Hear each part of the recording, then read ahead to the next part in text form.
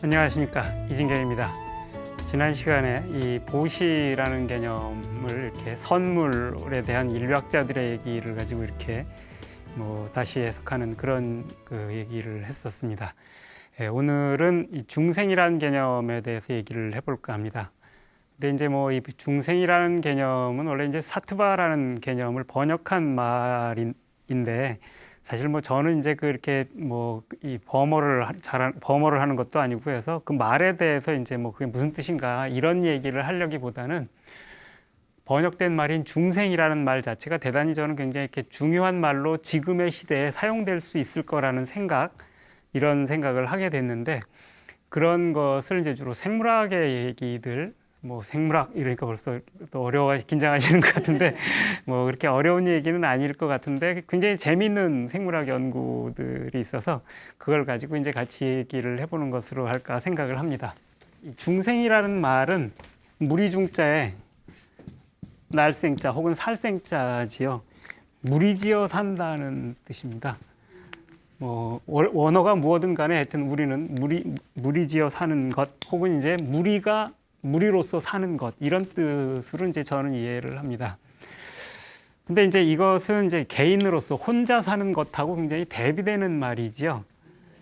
근데 이제 그것과 결부해서 본다 그러면은 우리는 이제 그렇게 여러분 각자가 다 이제 개인으로 이렇게 살고 계시고, 그냥 그와 반대되는 걸로 가족이든 아니면 마을이든 아니면 어디든 이렇게 하나의 그 집합체를 이루고 있는 것을 이렇게 그런 경우들도 있지 않습니까?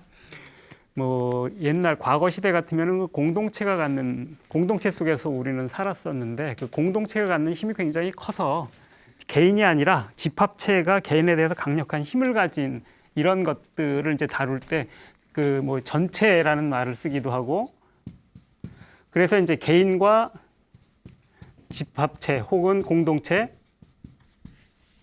이 개인과 전체, 이런 식의 대비, 이런 것들을 이제 흔히 사용을 합니다. 그래서 우리들이 가장 흔히 사용하는 말 중에 하나가 개인주의, 전체주의라는 말 아닙니까? 그 말은 모르시는 분 없을 겁니다. 그죠? 그리고 보통은 지금 우리 사는 사회에서는 개인주의는 종종 이렇게 욕으로도 사용이 되기는 하지만 어쩔 수 없지 않아, 다 각자 자기 삶이 있으니까 이렇게 얘기를 하고, 전체주의 얘기를 하면 이거는 나쁜 거죠. 그 스탈린이나 아니면 나치나 이런 걸 주로 떠올리면서, 그런 데에다가 이제 전체주의라고 얘기를 하기 때문에 전체주의란 개인의 자유를 억압하고 압살하는 나쁜 것이란 이런 관념들이 흔히 거기 따라붙어 다니게 됩니다. 그리고 이제 이 개인주의에 하고는 보통은 이기주의, 자기본위주의 하고 짝지어진다고 생각하고, 전체주의라고 하는 것은 이타주의를 요구하는 거. 그러니까 이 남들을 위해서 자신의 희생을 받아들여라고 하는 의미에서 이타주의가 저게 짝지어져 있는 것처럼 간주됩니다. 그러고 보면 이제 조금 이렇게 개인주의가 당연하다라고 하면은 이기주의가 불가피해라고, 우리 사회는 그런 이기주의가 어쩔 수 없는 사회야라고 이제 생각을 하고 있는 셈이고요. 전체주의를 비난하는 걸 보면 이타주의는 그거는 말은 좋은데 실제로는 개인의 자유를 압살하고 희생을 요구하는 이런 것이 되기 쉽다라고 하는 생각을 하게 되는 것 같기도 합니다. 그러면서도 이기주의에 대해서는 그것만 가지고 세상 난감해 삭막해지지 않을까? 이런 생각을 하는데, 그런 점에서 이타주의에 대해서 더 높은 점수를 주기는 하지만, 그래봐도 그것은 그냥 꿈 같은 얘기지 우리가 어떻게 그렇게 살겠어 라는 생각도 이제 거기에 달라붙어 있는 것 같습니다. 근데 이 두 가지 말이 사실은 이 인디비주얼이라고 하는 이 말하고 굉장히 긴밀하게 거기에서 같이 파생되어 나온 생각이라고 얘기를 할 수 있습니다. 인디비주얼이란 뭔가, 인디비주얼은 인이라는 말, 디비주얼하다라는 말에다가 반대말을 뜻하는 인이 붙어서 된 말이죠. 디비주얼하다라는 말은 디바이드에서 나온 거겠죠. 디바이드는 나누는 거지요. 디비주얼은 나눌 수 있는 이란 뜻입니다. 그럼 인디비주얼은 더 이상 나눌 수 없는 이런 말입니다. 사실 이 인디비주얼이란 말, 그래서 이것이 이제 그렇게 이 개체, 개인 이렇게 불리고 여기다 이즘을 붙여서 인디비주얼리즘 하면 개인주의라고 이렇게 번역이 되는 거지요. 뭐 어려운 말이 아니어서 이건 다 쉽게 이해를 하셨을 것 같습니다. 근데 생각해 보면 인디비주얼을 엄격하게 사용한다 그러면 더 이상 나눌 수 없는 인 거니까 어디다 써야 되겠습니까? 최소 단위인 원자라든지 소립자라든지 이렇게 더 이상 쪼개할 수 없는 최소 단위 아주 작은 것에 대해서 써야 되는데 개인이라는 말은 그 원자 같은 건 아니잖아요. 그죠? 우리들은 수많은 원자, 100조 개의 세포들, 100쪽에서 8 정도 되는 세포들로 구성된 그런 거대 신체인데 이거를 인디비주얼하다라고 얘기를 하면 조금 무슨 뜻일까? 이런 그 약간 의아스러운 면이 있습니다. 근데 그거는 이제 그 19세기의 생물학하고 이제 그 이렇게 결부가 되어 있는 말이라서 그렇습니다. 일단 요 그 인디비주얼한 말이 왜 우리한테 유기체를 주로 겨냥해서 사용이 됐습니다. 유기체. 그래서 왜 그 유기체에 대해서 사용이 됐는가? 19세기 이전에는 서양에도 생물학, 바이올로지라는 말이 없었어요. 그 바이올로지라는 말은 18세기 말, 19세기 초, 뭐 라마르크라든지 이런 사람들이 처음 만들어낸 말입니다. 그 전에는 생명체하고 이 생명 없는 것들을 한꺼번에 묶어서 다뤘어요. 그럼 생명체들은 어디서 다뤘는가? 자연사, 내추럴 히스토리라고 부르고 일본 사람들은 이제 박물학이라고 번역을 하기도 했었는데요. 자연사라고 지금 번역되는 내추럴 히스토리에서 다뤘어요. 왜 그래? 그 내추럴 히스토리에서 다루는 건 중요하게 다루는 것 중 하나가 이제 지질학이라든지 화석이나 이런 거예요. 그런데 거기에서는 그러니까 화석이니까 돌 아니에요. 지질학도 흙이나 돌에 대한 거잖아. 근데 이거하고 생명체를 같이 묶어서 다룬 거예요. 그러니까 우리가 보면은 이상하네. 이렇게 되는데 예를 들면 공룡을 다루는 건 공룡이 어디가 있습니까? 주로 자연사 박물관에 있어요. 미국의 자연사 박물관 가면 공룡 뼈 이렇게 맞춰놓은 거 이런 거 있잖아요. 그걸 생각해 보면 왜 자연사가 생명체를 다루는지 이해할 수 있습니다. 그 공룡이나 이런 걸 다루려면 화석을 다뤄야 되잖아. 화석을 다루려면 돌을 다뤄야 되고, 그러니까 돌을 다루는 거하고 생명체를 다루는 게 다른 게 아니었던 겁니다. 근데 이제 19세기 들어가면서 생명이라는 개념이 굉장히 중요하게 이제 부상을 하게 됩니다. 그 18세기, 17세기는 물리학이나 이런 것들이 중요했는데 19세기 들어가면 생물학이 굉장히 중요한 학문으로 이렇게 부상되게 되는데 이렇게 생명이라는 게 아주 특권적인 실체로 이제 부상되게 되면서 생물을 분류하는 방식도 아주 달라지게 됩니다. 이 린네라는 사람은 식물 분류로 굉장히 유명했던 사람입니다. 근데 린네가 식물을 분류할 때는 무꽃하고 배추꽃하고 이런 꽃들을 이렇게 어떻게 구별하냐면은 이파리가 몇 개고 그 씨방이 어떻게 달려 있고 꽃술은 어떤 모양이고 요거에 따라서 비슷한 것과 같은 것들을 계속 이렇게 묶어서 비슷한 것끼리 묶고 또 그 안에 또 비슷한 거 더 비슷한 거 묶고 이렇게 해서 종속 과목 강문계에 따라서 분류를 한 겁니다. 그러니까 즉 모양의 비슷한 정도에 따라서 이렇게 분류표를 만든 겁니다. 근데 19세기 동물 분류학은 19세기에 들어와서 이렇게 퀴비에라는 사람에 의해서 발전하게 되는데 이때는 그렇게 분류를 하지 않습니다. 예를 들면 여러분도 잘 아실 텐데 물고기의 아가미하고 여러분의 허파는 아주 다르게 생겼습니다. 그런데 비슷한 기관이라는 거 아시죠? 호흡기관이잖아. 그다음에 뭐 이런 식으로 이렇게 따져가지고서 생명을 유지하는데 어떤 역할을 하는가? 호흡기관인지 운동기관인지 배설기관인지 소화기관인지 생식기관인지 이런 거에 따라서 이렇게 분류를 하면서 그거에 따라서 이제 비교를 했던 겁니다. 그래서 이제 뭐 아가미하고 그 포유류의 허파는 이제 그렇게 다르게 생겼지만 같은 역할을 할 때는 상동기관 이렇게 얘기를 하고 그다음에 새 날개하고 포유류의 팔은 원래 발생적으로는 같은 위치를 갖지만 이렇게 다른 역할을 하기 때문에 뭐 상사기관 뭐 이런 식으로 이제 비슷해도 다른 것으로 분류하고 이렇게 하거든요. 그래서 분류하는 방식이 달라지는데 거기서 중요한 게 생명을 유지하는데 어떤 역할을 하는가 이거예요. 감각기관, 운동기관, 소화기관 이런 게 전부 생명을 유지하는데 요 기능을 한다. 그래서 이 기관이라는 말이 오르간인데 이거 원래 도구라는 말입니다.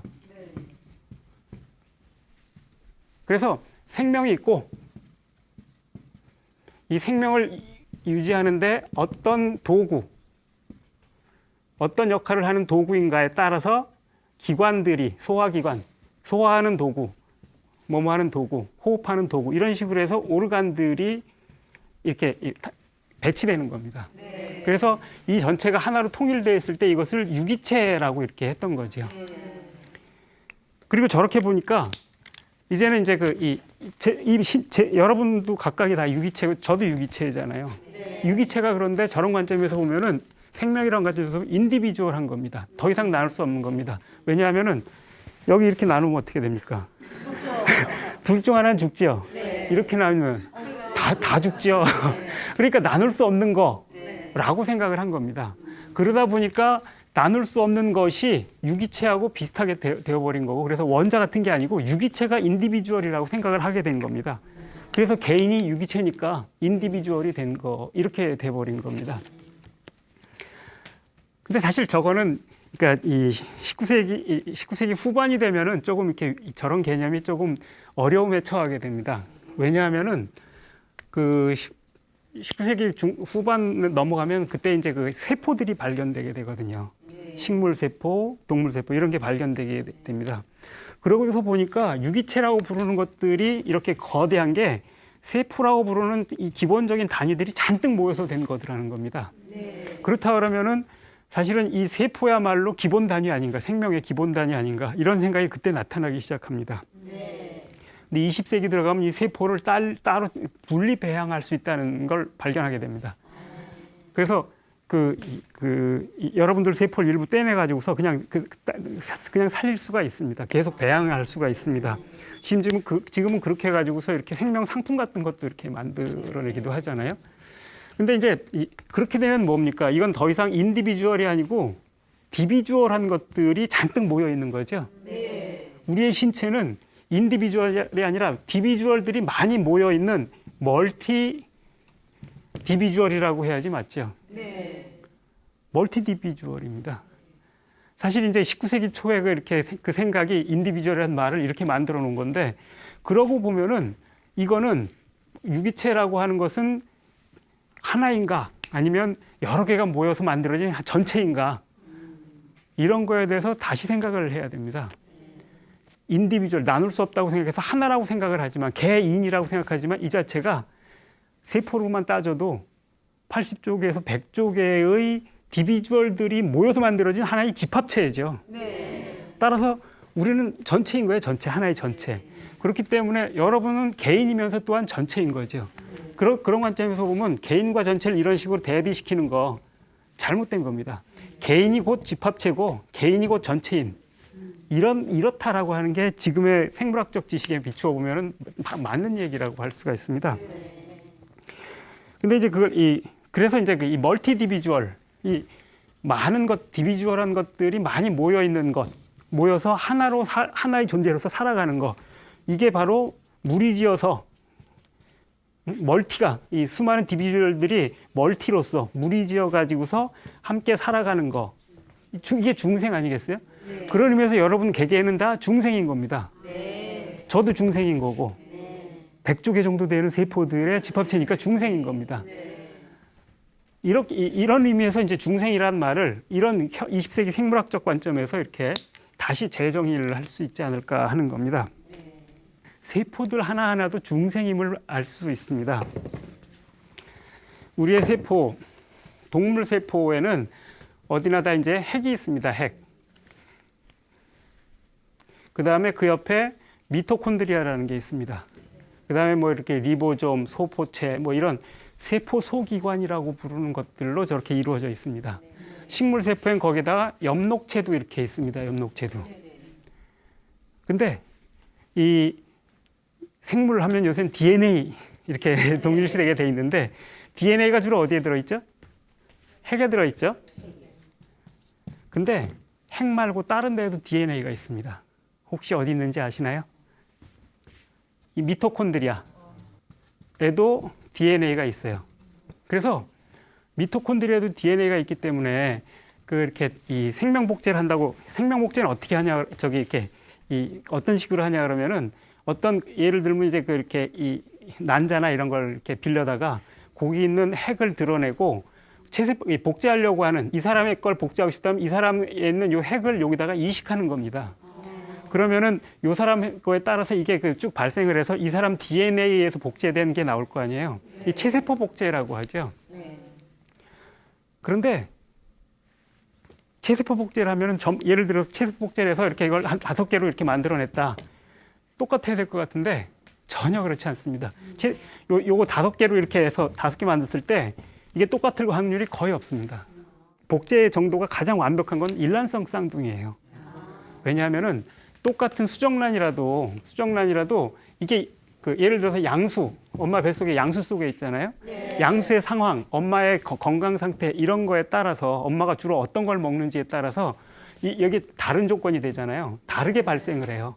이 연기적 조건에 따라서 똑같은 유전자가 다른 신체로 표현되게 됩니다. 그렇기 때문에 그러니까 일란성 쌍둥이면 DNA가 다르니까 당연히 달라지고, 근데 이제 이렇게 복제를 했어도 양수가 달라지고 발생 조건이 달라지면 달라지기 때문에 아무리 체세포 복제를 해도 똑같아지기가 힘들어요. 제일 비슷한 거는 이 두 개가 같은 엄마 뱃속에 있을 때니까 이게 제일 비슷한 조건이에요. 그게 일란성 쌍둥이잖아요. 이게 제일 비슷하게 나올 가능성이 큰데 일란성 쌍둥이도 다르잖아요. 근데 보면은. 그죠? 그래서 우리는 보통 이렇게 내 유전자는 엄마한테서 반, 아버지한테서 반 이렇게 생각하는데 아니에요. 그건 핵 유전자를 반씩 나눠 갖는 거고, 미토콘드리아 DNA는 체세포 유전되기 때문에 엄마 것만 그대로 전해져요.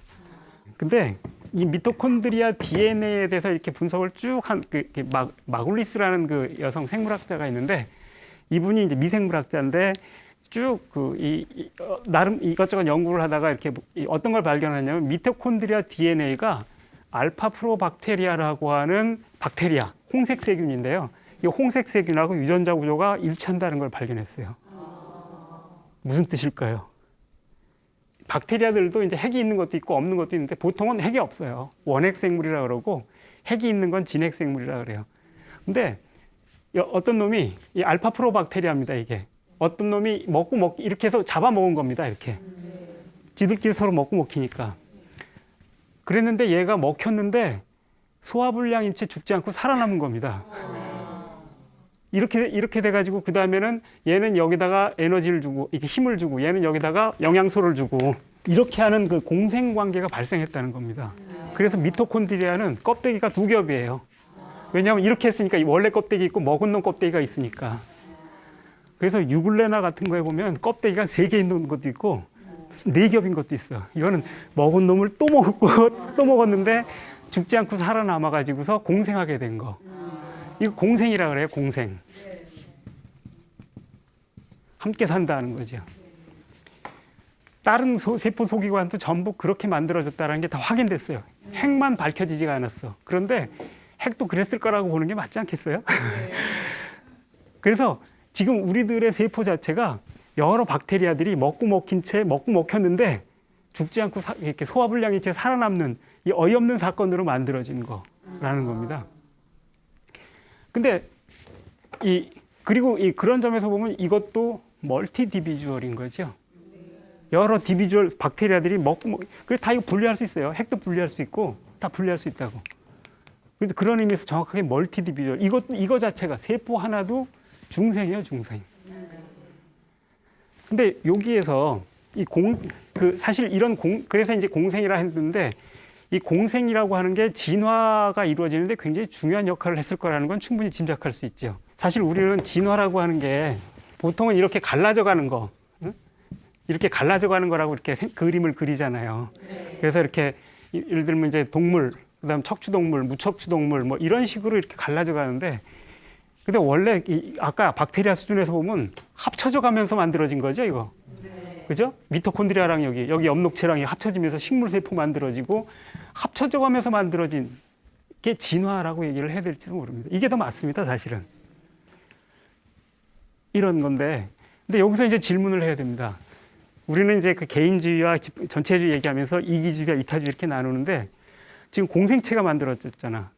공생체가 만들어졌을 때 여기서 이 미토콘드리아 먹힌 놈하고 얘하고 이렇게 서로 주고받으면서 하는 이런 공생은 이타주의적인가요? 이기적인 것인가요? 난감하죠, 저거. 왜냐하면은 서로 실제로 하는 짓은 보면 서로에게 좋은 일을 하면서 같이 공생하는 거니까 이타적인 거예요. 그렇지만 이런 관계가 왜 발생했어요?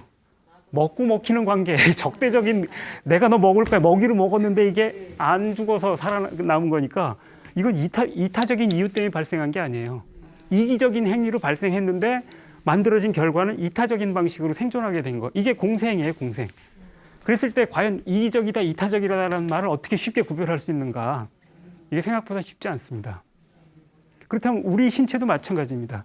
여러분 신체들 100조 개의 세포들, 이들이 서로 도와가면서 지금 살고 있는 거예요. 여러분이 호흡한 것들, 이것들을 그 심장이 날라주지 않으면 세포들 다 죽는다고. 그게 또 돌아가서 심장을 또 움직이고 호파도 움직이고 영양소 실어다가 이런 점에서 공생체거든, 공생체. 다세포 생물도 공생체예요. 사실 이런 공생이라고 하는 현상은 이제 유전자를 통해서 입증을 했는데 실제로 공생체가 발생하는 과정이 관찰되는 경우가 있었어요. 그건 이제 미국에서 활동하신 한국계 생물학자 전광우 박사라는 사람이 발견해서 생물학계에서는 아마 한국인 중에서 제일 유명한 분일 것 같습니다. 이분은 원래 아메바를 연구했대요. 원시생물체죠, 그것도, 그죠? 그 아메바를 연구를 했는데 이제 아메바 실험을 하려고 아메바를 잔뜩 배양을 했어요. 하고서 이제 한 3, 4일 지나가지고서 이제 충분히 많아졌겠지 하고서 갔는데 다 죽어버린 거예요. 어떤 박테리아한테 치명적 박테리아한테 감염돼서 다 죽어버렸어. 95% 정도가 죽었대. 근데 아무리 치명적인 것도 100%가 죽는 일은 없거든요. 5% 정도 살아남았잖아. 이 사람이 호기심이 발동한 거야. 그러니까 이 5%는 치명적 박테리아에 감염된 놈이잖아. 그래서 얘들을 배양을 했대. 배양을 한 다음에 거기서 이 박테리아를 떼냈대. 어떻게 됐을까요? 이 아메바들은 다 죽어버렸어요. 며칠 됐다고 적과의 동침이라 그러나요? 적으로 온 놈하고 한 몸이 돼서 붙어버린 거예요. 내 몸의 일부가 되어버린 거야. 딱 아까 공생 그거죠. 공생의 사례가 실제로 관찰된 경우입니다. 실험실에서. 그런 점에서 사실은 우리는 그렇게 밖에서 들어온 것들이 내 몸의 일부가 되는 경우가 많아요. 이런 식으로 우리 신체는 세포 수준에서부터 유기체, 여러분 신체 수준에 이르기까지 서로 다른 놈들, 이런 것들이 하나로 모여가지고서 서로 공생하고 있는 거대한 공생체예요. 그리고 그런 점에서 그것은 그 자체가 하나의 거대한 공동체라고도 말할 수 있죠. 이 말은 이제 모든 인디비주얼, 모든 개체는 공동체다. 이렇게 말을 할 수 있다는 뜻이죠. 뒤집어 얘기를 하면 모든 공동체는 또한 개체이기도 한 겁니다. 예를 들면은 마을 공동체, 가족 공동체 이런 것들은 여러 개인들이 하나로 모여서 같이 공생하는 거니까 그런 점에서 하나의 개체이기도 한 거예요. 그래서 개체와 공동체는 서로 상반된다라고 하는 것들은 실제로는 생물학적으로는 안 맞아요. 개체가 바로 공동체고 공동체는 다 개체. 제대로 개체가 안 되면 공동체는 해체되는데 이게 공동체의 죽음이에요. 우리도 마찬가지입니다. 우리 신체 기관들이 서로 이렇게 리듬을 맞춰서 같이 안 움직이면은 이 몸이 고장나고 죽습니다, 결국. 그게 이제 신체가 해체되게 되는 겁니다. 근데 이제 이렇게 공동체를 얘기를 하고 보면은 공동체에 대한 우리 생각도 조금 달라져야 된다라는 것들을 알 수 있는데요. 가령 이제 농사 짓는 분들은 하나의 공동체, 농사는 많은 경우 공동체를 옛날에 이뤄서 이렇게 했었죠. 근데 농사를 짓는 이 농업 공동체라고 하는 것을 우리는 공동체라는 말을 하면 주로 이렇게 사람들 간의 집합체를 떠올리잖아요. 그런데 농사 짓는 사람을 생각을 해보자고요. 벼농사를 짓는다. 그 벼를 키우기 위해서 가족들이 다 동원되니까 가족들이 다 같이 일을 하니까 가족들은 공동체예요. 공동체 성원이야. 그런데 만약에 거기 이렇게 예전에 소로 다 이렇게 땅을 갈았는데 소가 없으면 굉장히 난감하겠죠. 소가 또 중요한 농사를 짓는데 중요한 일원이지요. 그런 점에서 소는 공동체의 일원이에요. 근데 땅은 어떻습니까? 땅이 없으면, 흙이 없으면 농사는 지을 수가 없어. 그럼 땅도 흙도 공동체의 일부 아닌가요? 이거 없으면 농사가 안 되니까. 그 흙이 그 공동체 일원이라는 건 흙 속에 있는 수많은 미생물들, 미생물들 있잖아요. 영양소들도 있고. 이것도 또 공동체 일원이라는 뜻 아닌가요? 그죠? 이런 점에서 이 농업 공동체라고 하면 그 공동체는 인간들만으로 이루어진 게 아니고 소 같은 동물들, 풀이라든지 이런 그 여러 가지 풀들, 땅 속에 있는 흙과 땅 속에 있는 그 미생물들, 거기다 물과 이런 것까지 전부 다 포함해서 하나의 공동체를 이루고 있는 겁니다. 자꾸 우리는 인간이니까 인간만 보는 거예요. 그래서 공동체라고 하는 것에 대해서 우리가 생각할 때 인간 중심주의 이런 거에서 좀 벗어나야 됩니다. 그리고 이런 것들을 생각을 하면 이제 농민들이 땅에 대해서 갖고 있는 애착 이것도 대단하잖아요. 근데 예전에 많은 사람들이 그것들은 이제 그 소소유자적 자기 소유물을 갖고 있는 그런 소소유자적인 그런 소유욕이라고 많이 비판을 했어요. 그런데 상인들이 자기가 갖고 있는 물건들에 갖고 있는 그 애착이나 아니면 집을 가지신 분들이 자기 집에 대해 갖고 있는 애착 물론 다들 애착이 클 텐데 이거하고 농민들이 땅에 대해서 갖고 있는 애착 이게 똑같은 걸까요? 그렇지 않습니다. 그러니까 우리는 내 거야 라고 하면서 어떤 사물이 내게 속해 있다라고 하는 거지만 농민들이 땅에 갖고 있는 애착은 얘들이 없으면 농사를 못 지니까 소에 대한 것과 마찬가지로 그 땅에 대해서 갖고 있는 공동체의 일부에 대해서 갖고 있는 애정 이런 거라는 점에서 결코 똑같은 게 아닙니다. 근데 이제 이렇게 공동체를 이런 식으로 얘기를 했을 때 공동체는 그러니까 이제 그 생각을 해보면은 우리 개인 이하 수준에서도 공동체들이 잔뜩 있는 거잖아요. 세포까지. 그리고 이 농업 공동체도 그렇지만 집합체가 커져가는 공동체도 있잖아요. 어디까지 커져갈 수 있을까? 이 중생이라고 하는 것, 다 이게 중생이에요. 그죠? 세포도 중생이고 나도 중생이지만 이 농업 공동체도 중생인데 어디까지 커져갈 수 있는가? 지금까지 확인된, 그러니까 생명체들은 대부분 다 이런 그 공동체예요. 그래서 이 생태학에서는 이렇게 생태학 아시잖아요. 그죠? 이 여러 생명체들이 이렇게 먹이사슬을 이루거나 생태계를 이루어 가지고서 같이 생존하는 단위. 이걸 다 커뮤니티라고 써요. 공동체라고 쓰는 거죠. 생태학의 가장 기본 단위는 그래서 커뮤니티예요. 공동체예요, 공동체. 모든 걸 공동체로 다루거든요. 이 공동체는 어디까지 확장될 수 있는가? 생명을 갖는 공동체. 어디까지 갈까요? 지구까지 올라갑니다. 지구까지. 이 지구는 하나의 생명체다. 이런 얘기를 하는 분이 과거에 있었어요. 지금도 잘 알려진 양반인데 이런 이론을 이제 가이아 이론이라고 하는데요. 이 제임스 러브록이라고 하는 뭐 요새는 사랑하시는 연인들이 어디 뭐 남산 이런 데 가서 자물쇠 채워놓고 이런 거 많이 하죠. 그런 러브록인지 모르겠는데 어쨌든 가이아는 이제 그 그리스 신화에서 대지의 여신을 뜻합니다. 그 대지의 여신을 붙여서 이렇게 이론을 붙였는데 어떤 이론이냐면은 사실 지구가 하나의 생명체라는 건 그 비유나 은유로는 받아들일 수 있겠지만 그걸 진지한 생물학적인 이론이라고 진짜 생명체라고 생각하지는 않잖아요. 근데 이 사람은 원래 대기화학자예요. 대기화학자. 그런데 예를 들면 화성이나 금성이나 이런 데는 이 생명체가 없다고 이 사람은 단언을 해요. 왜냐하면 거기에 대기가 어떤 비율로 구성되어 있는지를 이제 스펙트럼 분석을 하면 다 알 수 있거든요. 근데 금성이나 화성의 공기의 대부분은 98% 이상이 전부 이산화탄소예요. 나머지는 이제 조금 다른 게 있어요. 지구는 어떤가요? 혹시 아시나요? 지구 전체의 이렇게 대기 중에서 20%에서 21%, 그냥 20%라고 씁시다. 20%는 산소예요. 그 다음에 70몇 프로, 78% 정도? 이게 질소. 아주 다르죠? 산소가 20%가 된다 그랬는데 저 비율이 10억 년 이상 유지되고 있다 그래요. 몇십억 년 유지되고 있는 거야. 그런데 이 산소라는 이 공기는 어떠냐면은 반응성이 대단히 강해요. 그래서 어디든지 달라붙어서 산화시켜 버려요. 그래서 철에 이렇게 산소가 달라붙으면 산화철이 되는데 그 산화철을 뭐라 그래요? 녹쓰는 게 산화되는 거예요. 그 다음에 이제 뭐 이렇게 CO가 있으면 달라붙어가지고 CO2가 되고 일산화탄소, 이산화탄소로 산화시키고 이렇게 달라붙어 버리거든요. 그래서 이거는 산소 상태로만 자기들끼리 오래 안 있어요. 안정성이 없어요. 어디든지 붙어서 다른 거랑 붙어버리기 때문에. 그런데도 이게 20%가 이상, 20%, 그러니까 21%가 계속 유지된다는 건 뭔가 이게 끝없이 없어지기 때문에 산소는 이게 유지되려면 무언가가 생산하고 있다는 뜻이에요. 네. 뭐가 생산하는지 아시죠? 식물들 광합성하면은 CO2와 햇빛을 합성을 해가지고서 산소를 배설하거든요. 그 다음에 이 세균들도 이제 이렇게 그러니까 저기를 해서 물을 분해해가지고 산소를 이렇게 배설을 해요. 그래서 우리가 마시고 있는 산소는 식물들과 미생물들의 배설물을 우리가 먹고 있는 겁니다. 찝찝하신가요?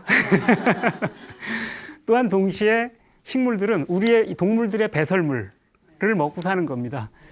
서로 이렇게 싼 걸 먹어주고 쓴 걸 다시 써주고 이렇게 되기 때문에 이건 계속 재활용이 돼서 이런 걸 순환계라고 그러는데, 순환계가 형성되면은 순환계가 없으면 우리는 계속 산소를 어디서 사야 되는데, 이게 순환계가 되면 적은 걸 가지고 계속 이렇게 돌릴 수가 있잖아요. 재활용이 이제 이런 발상에서 나온 것일 텐데 이렇게 살고 있는 겁니다. 그런데 마치 누가 정하기로 한 것처럼 20%라는 저 비율이 21%일 겁니다. 정확하게. 그 비율이 굉장히 오랫동안 유지되고 있다는 겁니다. 저 비율이 1%나 2%만 올라가면은 우리는 맨날 어디서 산불 났다는 얘기를 듣게 될 거라는 거예요. 산소가 많으니까. 그리고 저거 2%만 줄면은 여러분 천천히 걸어 다녀야 돼요. 티벳 같은 데 힘들다 그랬잖아. 고산병 있다 그랬잖아. 거기에는 산소가 부족해서요. 그런데 빨리 걸어 다니면 숨차요. 활동도 심하게 하면 안 돼. 운동도 막 하면 안 된다고. 거기 익숙해질 때까지는. 이게 계속 그런데 안정적으로 유지되고 있는 겁니다. 보통은 이렇게 이 대기화학에서도 이제 엔트로피 법칙이라고 그러는데, 이제 연력학 제2법칙이라 그러는데, 자연 상태에서 두면은 전부 다 반응이 돼버려가지고 가장 안정적인 기체인 CO2, 이산화탄소로 바뀐대요. 그래서 저기에서는 화성이나 금성에 이산화탄소로 다 바뀌어버렸기 때문에 산소를 만들고 뭐 하는 게 없는 거라는 거예요. 이런 걸 이제 연력학적 평형이라고 하는데, 이 연력학적 평형이 아닌 상태, 이거 비평형인 상태인데 어떤 안정성을 갖죠. 이 비평형도 항상 안정성이라고 그러는데, 여러분 신체도 안정성을 가져요. 체온이 36.5도 계속 유지되잖아요. 몸무게도 잘 안 바뀌잖아. 그래서 다이어트가 힘들죠. 안 바뀌어. 몸이 기억한 게 그 안정성을 계속 유지하기 때문에. 이런 게 안정성이거든요. 그 비평형적 항상성은 생명체의 특징이에요. 여러분 죽으면 금방 체온 쭉 떨어지잖아요. 그 말은 뭐예요? 이 대기 상태는 지금 이것이 하나의 비평형적 항상성을 갖는다는 말이고, 생명체의 특징을 갖고 있다는 뜻이에요. 만약에 이게 지구가 생명을 잃으면 이거 쭉 해서 다 이산화탄소로 바뀌어요. 지구는 적어도 수십억 년을 생명체로서 존재해왔다라는 뜻이에요.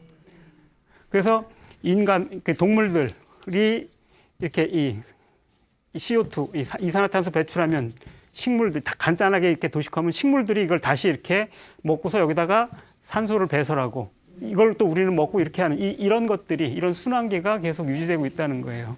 이런 방식으로 지구상에 존재하는 생명체들 전체가 우리 신체들이 하나인 것처럼 하나의 공동체를 이루어 가지고 존재하는 그런 생명체라는 거예요.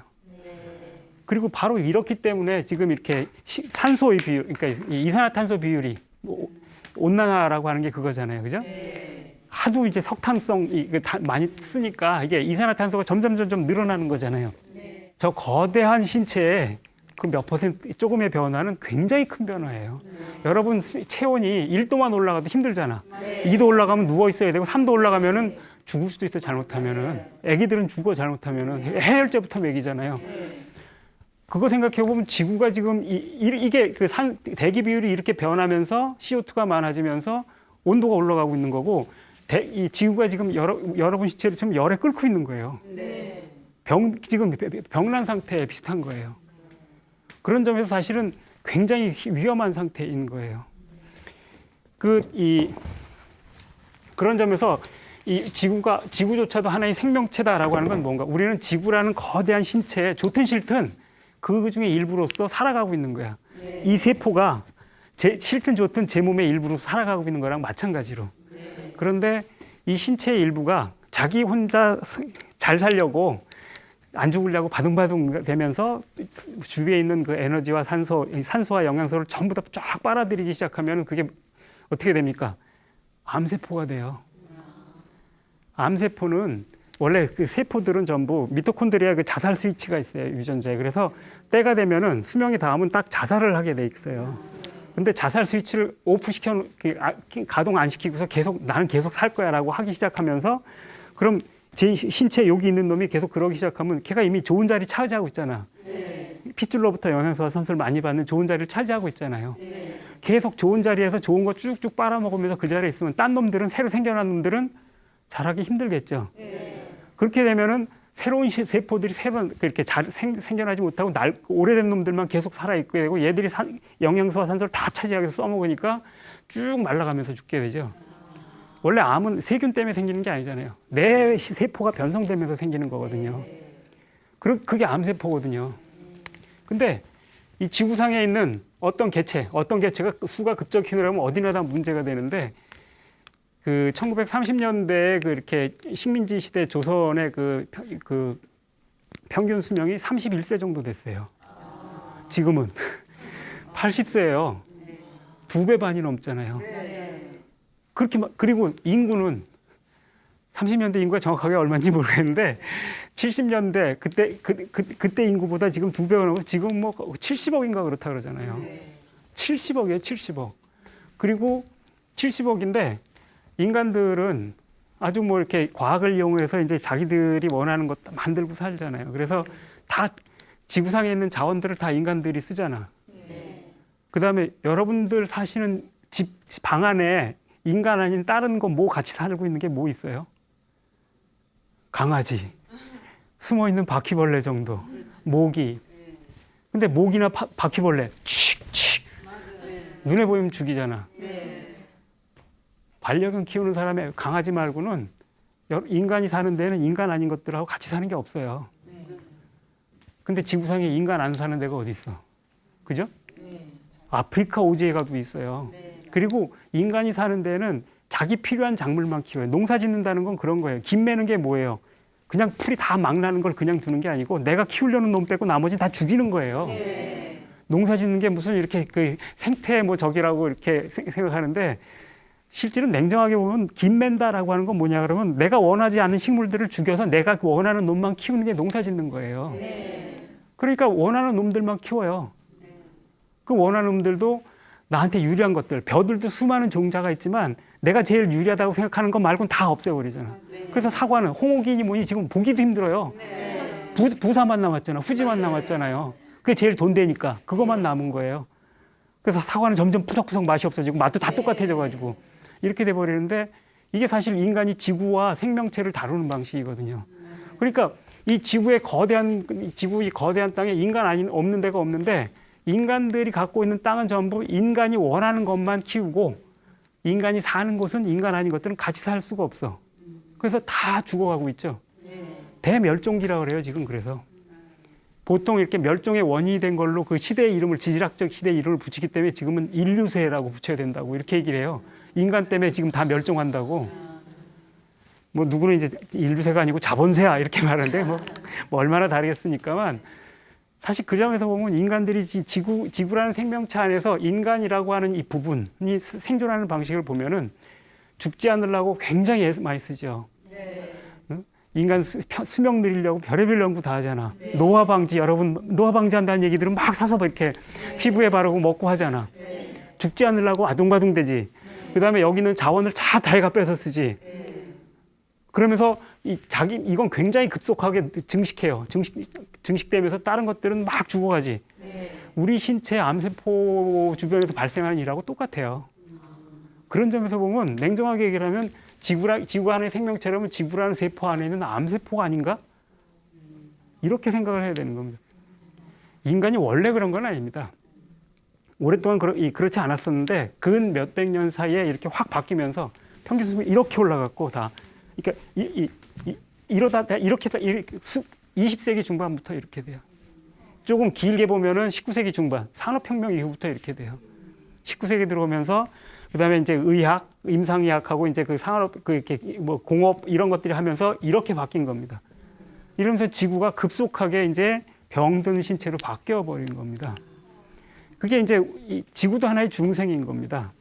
우리가 우리 신체를 관리한다는 건 무언가 신체 일부가 저런 식으로 자기 혼자 하려고 나는 것들이 생존할 수 없게 해서는 안 되는 거잖아요.